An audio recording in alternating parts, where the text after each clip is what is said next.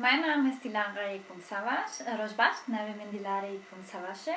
Ich bin von Yekmal e.V. und leite das Projekt FAMNet. Ez Yekmal e.V.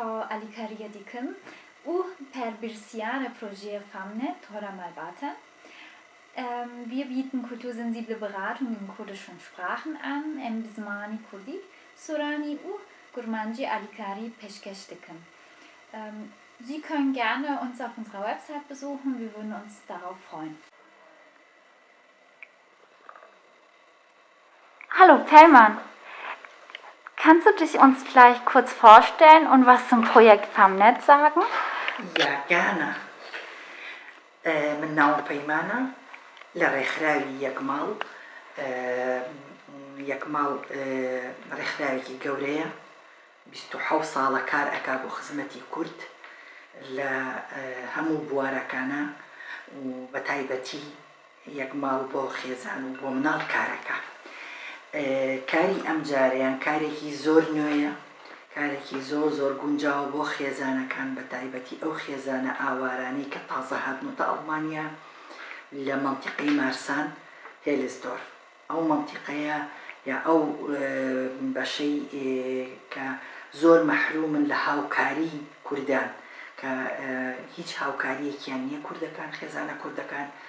خزمەتگوزاری ئەم جارەی یەکماڵ بۆ خێزانەکانی زۆر کارێکی جوان و بەجێ کردووە یەکماڵ بەڕاستی بۆ ئەو خێزانانەی کە لە مارسان دەژین، بە تایبەتی خزمەتگوزاری ڕاوێژکاری لە کۆمەڵێ بواردا. یەکەمیان ئەو کێشە و گرفتانەی کە دێتە سەر ڕێگای خێزانەکان و لە بینی خێزان و منداڵدا پەروەردەیی. دووهەم دۆخێکی لە ناکاو کە تووشیان ئەبێ کتوپڕ کە نازانن چۆنی چارەی کەن. سێهەم خاڵی سێهەم چارەسەرکردنی کێشەکانی فێرگە و لەگەڵ ڕەوزە لەگەڵ فێرگەکانی دەوڵەتدا و هەروەها ژینگەی جڤاکی. ئەمەش تایبەتە بە خێزانەکان. هیوادارم خێزانە ئاوارەکانی مارسان ئەم هەلەلەکی خۆیان نێن و فامیلێن نێت بەکاربێنن، سوودی لێوەرگرن بە زمانی ئەڵمانی، بە کوردی، کرمانجی و سۆرانی. هیوادارم خۆتان لەم هەلە بێبەش دەکەن. ئێمە ئامادەین. بەخێر بێت. Hallo Zeynep, hast du kurz Zeit? Ja, hallo, ja.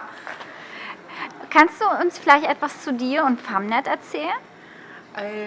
Auf Kurdisch? Ja, am besten auf Kurdisch. Ja, okay, gerne.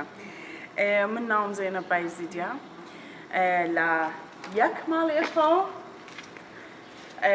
لا پروژکتی فامنت لەلایەن یەکماڵەوە کارەکەم. یەکماڵ شوێنێکی کوردیە، فێرانێکی کوردیە لە بێرلین ئیشەکات بۆ بنەماڵەکانی کە لە کوردستانەوە هاتوون و لە فامنتدا ئێمە لەگەڵ هاوکارانی دیکەمان لە خزمەتگەلەکەمان داین لە بەتایبەت لەو بەچێرکی مارسان هێلۆرسدۆرف لەوێ بۆ کێشە خێزانیەکان ئەو کێشانەی پەیوەندیان بە کێشەی پەروەردە و زۆر مەسائلی بڕۆکراسی و ئەو شتانە هەیە.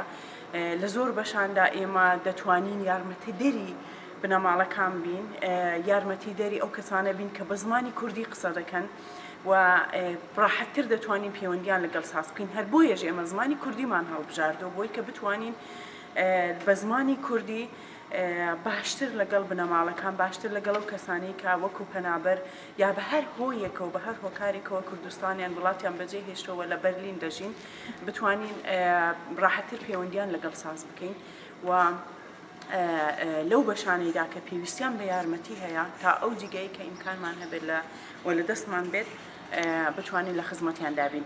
بە زمانی کوردی گرینگە لە بەشێک لە ئیشەکانیشماندا ئێمە لەسەر تاکید دەکەینەوە لەسەرەوەی کە بە زمانی خۆیان بتوانن قسە بکەن بۆی کە ئاسیمیلە نەبن، بۆی کە بتوانن زمان کە نەخشێکی ئەساسی و ئەبزارێکی ئەساسی هویەتە، ئیدنتیتێتە، بتوانن ڕای بگرین و باشتر بتوانن خۆ دەرببڕن. یەک ماڵەوە هەیە. هیوادارین بتوانین باشترین خزمەت بە گەلەکەمان بکەین لە چوارچەوەی ئەو پرۆژەیەدا. بەسپاسەوە. Vielen Dank.